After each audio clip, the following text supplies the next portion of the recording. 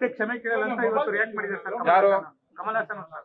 ಕಮಲ್ ಹಾಸನ್ ದುರಾಂಕಾರದಿಂದ ಈ ಹೇಳಿಕೆನ ಕೊಟ್ಟಿರೋದು. ಕನ್ನಡದ ಬಗ್ಗೆ ಹೇಳಿಕೆ ಕೊಡ್ಬೇಕಾದ್ರೆ ನಾಲ್ಗೆ ಬಿಗಿ ಹಿಡಿದು ಮಾತಾಡಬೇಕು.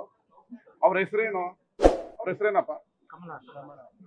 ತಮಿಳಲ್ಲಿ ಕಮಲ ಅಂದ್ರೆ ತೇವರ್ ಅಂತ, ತೇವರಾಸನ್ ಅಂತ ಇಟ್ಕೋ. ಯಾಕೆ ಕಮಲ್ ಹಾಸನ್ ಅಂತ ಇಟ್ಕೊಂಡಿದ್ಯಾ?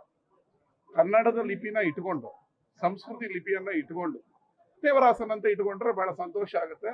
ಇದು ಬಹಳ ದುರಾಂಕಾರ. ಮತ್ತೊಂದು ಬೇಜಾರು ಸಂಗತಿ ಅಂತ ಹೇಳಿದ್ರೆ, ಶಿವರಾಜ್ ಕುಮಾರ್ ಅವರು ಆ ವೇದಿಕೆ ಮೇಲಿದ್ದು ಇನ್ನೂ ಅವ್ರನ್ನ ಪ್ರೊಟೆಕ್ಟ್ ಮಾಡ್ಕೊಳ್ತಾ ಇರೋದು. ನಿಮ್ಮ ಸ್ನೇಹ ಇದ್ರೆ ಮನೆ ಕರೆದು ಊಟ ಹಾಕಿ. ಆದ್ರೆ ಕನ್ನಡದ ಅನ್ನ ತಿಂತಾ ಇರೋ ನಟ ನೀವು. ಅವ್ರ ಕನ್ನಡದ ಬಗ್ಗೆ ಅಷ್ಟು ದುರಾಂಕಾರದಿಂದ ಮಾತಾಡಿದಾಗ ನೀವು ಅವ್ರನ್ನ ಒಪ್ಕೊಳ್ತಾ ಇರೋದು ಕನ್ನಡಿಗರಿಗೆ ಶಿವರಾಜ್ ಕುಮಾರ್ ಮಾಡ್ತಾ ಇರೋ ಅವಮಾನ. ನಾನು ಕನ್ನಡಕ್ಕಾಗಿ ಸಾಯ್ತೀನಿ, ಕನ್ನಡದ ಬಗ್ಗೆ ಪ್ರೀತಿ ಮಾಡ್ತೀನಿ ಅಂತ ಸ್ಟೇಟ್ಮೆಂಟ್ ಎಲ್ಲ ನೋಡಿದೆ. ಆದ್ರೆ ಕನ್ನಡದ ತಾಯಿಗೆ ತಮಿಳ್ನಾಡಲ್ಲಿ ಅವಮಾನ ಆಗ್ಬೇಕಾದ್ರೆ ನೀವು ಸುಮ್ಮನೆ ಕೂತ್ಕೊಂಡು ಇನ್ನೂ ಅವ್ರನ್ನ ಪ್ರೊಟೆಕ್ಟ್ ಮಾಡ್ಕೊಳ್ತಾ ಇರೋದು ಒಪ್ಪಕ್ಕಾಗಲ್ಲ.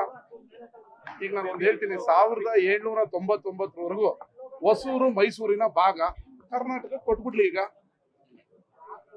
ಕರ್ನಾಟಕದಿಂದ 40 ಕಿಲೋಮೀಟರ್ ದೂರ ಇರುವಂತ ಹೊಸೂರು 1799ವರೆಗೂ ಮೂರನೇ ಆಂಗ್ಲೋ ಮೈಸೂರು ಯುದ್ಧದವರೆಗೂ ಕರ್ನಾಟಕ ಮೈಸೂರಿನ ಭಾಗ. ಹೊಸೂರನ್ನ ಕರ್ನಾಟಕ ಕೊಟ್ಬಿಡ್ಲಿ ಅಲ್ವಾ?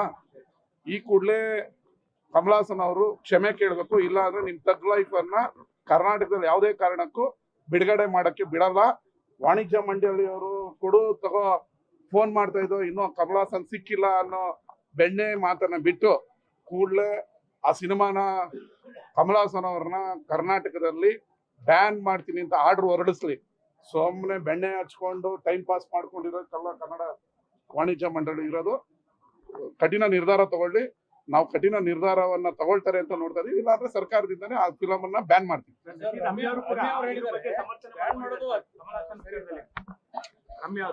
ಅವ್ರಿಗೇನು ನಮಗ್ ಗೊತ್ತಿಲ್ಲ. ಶಿವರಾಜ್ ಕುಮಾರ್ ಅವ್ರಿಗೆ, ರಮ್ಯಾ ಅವ್ರಿಗೆ ಏನು ಗೊತ್ತಿಲ್ಲ.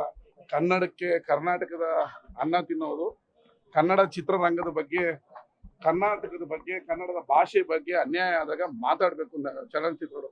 ಆ ದರ್ಶನ್ ಅಟ್ಲೀಸ್ಟ್ ಪರವಾಗಿಲ್ಲ, ಕನ್ನಡಿಗರು ಎಲ್ಲ ಒಂದಾಗ್ಬೇಕು ಅಂತ ಸ್ಟೇಟ್ಮೆಂಟ್ ಮಾಡಿದ್ದಾರೆ. ಅದನ್ನು ನೋಡಿದೆ. ನಟರು ಬೆಣ್ಣೆ ಹಚ್ಚೋದನ್ನ ಬಿಟ್ಟು ಬೇರೆ ನಟರು ನಮ್ಮ ಭಾಷೆ ಬಗ್ಗೆ ಮಾತಾಡಿದಾಗ ಅವ್ರಿಗೆ ಸರಿಯಾದ ಟಾಂಗ್ ಕೊಡೋದನ್ನ ಕಲಿಬೇಕು, ಬೆಣ್ಣೆ ಹಚ್ಚೋದನ್ನ ಬಿಡ್ಬೇಕು. ಲೇಟೆಸ್ಟ್ ಹಾಗೂ ಇಂಟ್ರೆಸ್ಟಿಂಗ್ ಸುದ್ದಿಗಳಿಗಾಗಿ ಬಾಸ್ ಟಿವಿ ಕನ್ನಡ ಚಾನೆಲ್ನ ಸಬ್ಸ್ಕ್ರೈಬ್ ಮಾಡಿ. ಹಾಗೆಯೇ ಬೆಲ್ ಐಕಾನ್ ಪ್ರೆಸ್ ಮಾಡಿ.